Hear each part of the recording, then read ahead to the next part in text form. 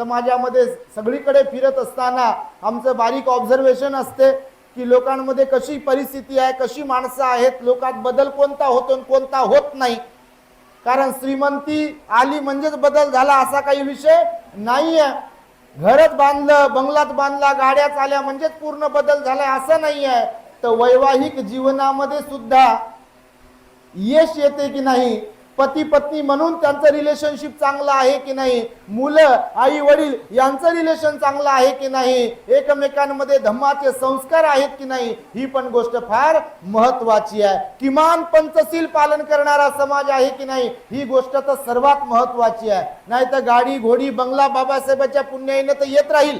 आता लोक आपले करोडपती अब्जाधीश लोक आहेत. आम्ही समाजामध्ये जेव्हा जातो गरिबांची संख्या आपल्या समाजातल्या कमी होत आहे, परंतु श्रीमंत लोक वाढत आहे. परंतु काही काही लोकांकडे जेव्हा पाहतो तेव्हा धार्मिकतेचा गंधही नाही लोकांकडे. बघा आज 69 वर्षानंतर सुद्धा देखील आपल्या समाजात असे लोक आहेत की जे रात्रंदिवस दारू पिऊन लोळत राहतात बघा आणि बाबासाहेबांचा अपमान करतात.